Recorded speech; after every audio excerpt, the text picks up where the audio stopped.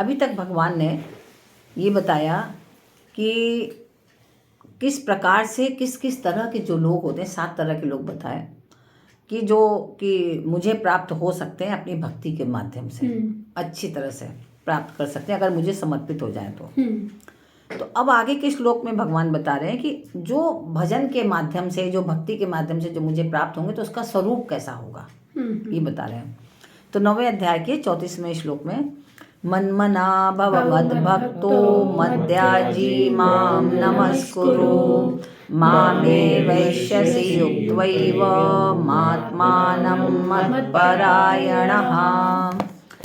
अब क्या हुआ कि अपने हृदय की बात वहीं कही जाती है कि जहाँ सुनने वाले और कहने वाले के प्रति दृष्टि दोष न रखें।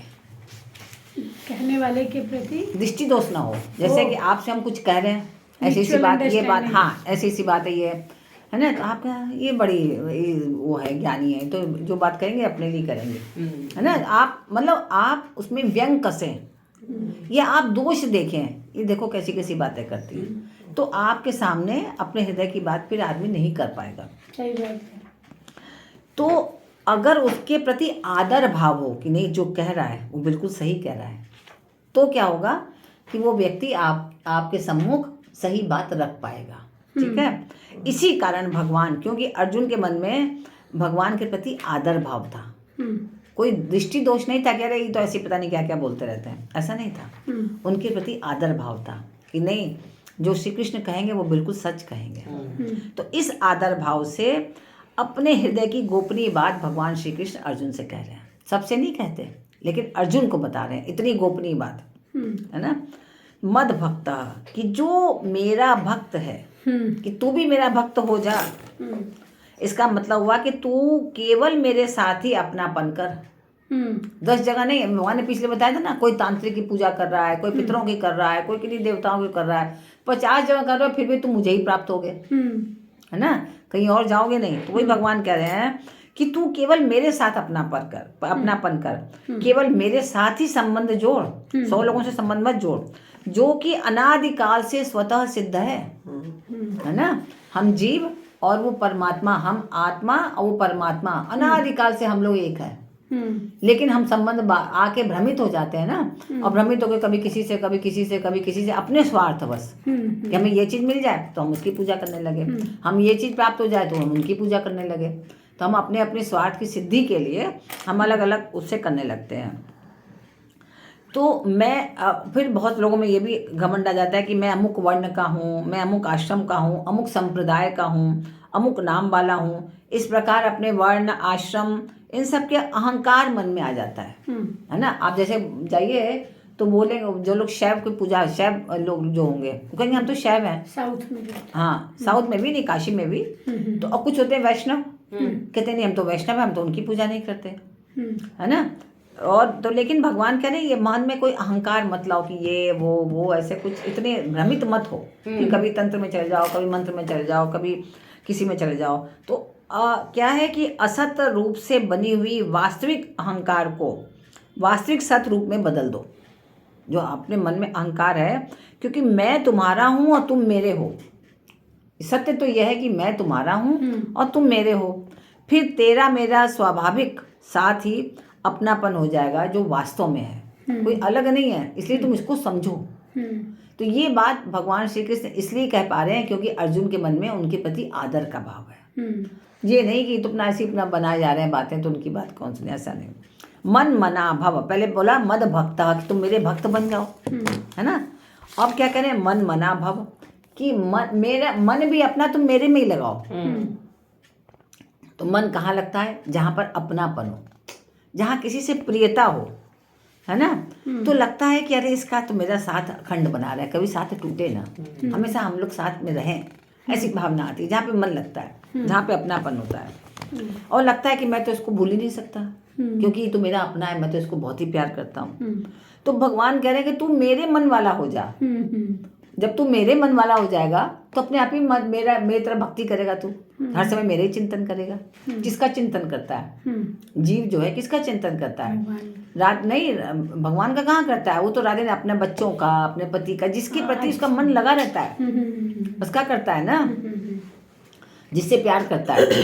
तो भगवान कह रहे हैं तू अपना मन मेरे मन में लगा ले, मन मना, तो क्या होगा? हर कोई तू मेरे को समर्पित करेगा।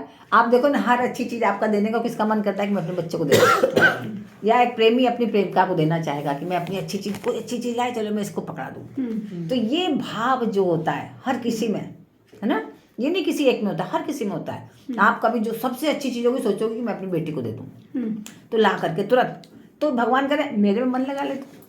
अगर तू मेरे में मन लगाएगा तो हर अच्छी चीज लेगा, ये भगवान को अर्पित कर दे, ये अच्छी चीज मिली मेरे को, जल्दी से भगवान को अर्पित कर दे। क्यों? कि मैं उनसे प्यार करता हूँ, इसलिए। तो मन मना मद्या जी, क्या मतलब हुआ?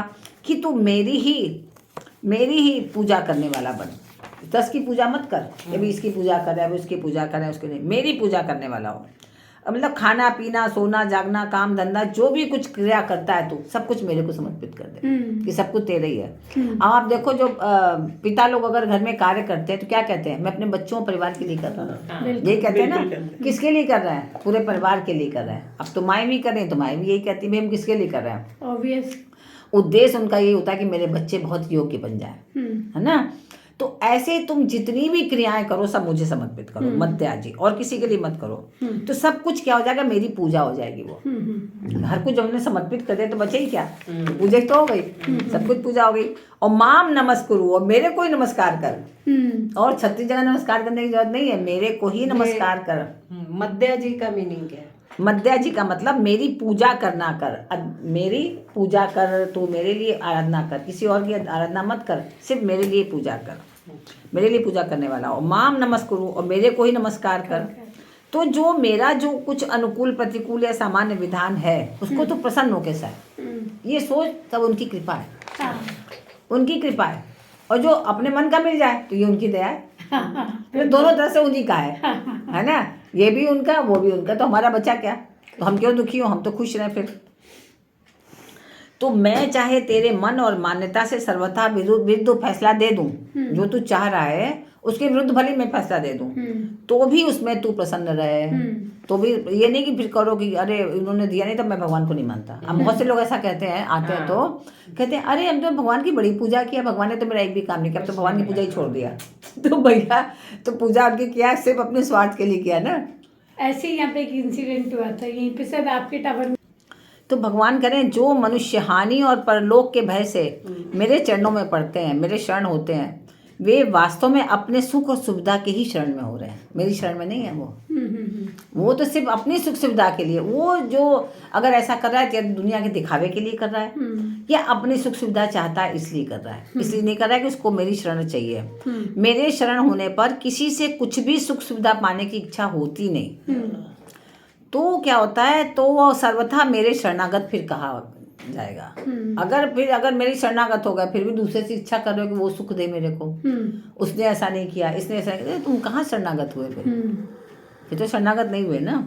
तो इसलिए भगवान कहते हैं कि तब तक वह अपना कुछ स्वतंत्र अस्तित्व मानता ही है ना। भगवान को पूर्ण रूप से समर्पित नहीं हुआ है, वो सोचता है कि मेरा अस्तित्व है, कि मैं ये कर रहा हूँ, मैं वो कर रहा हूँ, तभी तो समर्पित नहीं हुआ वो। मामे वैश्य से युक्त वैव महात्मानम मत परायण। यहाँ पर एवं का तात्पर्य है कि मद भक्त से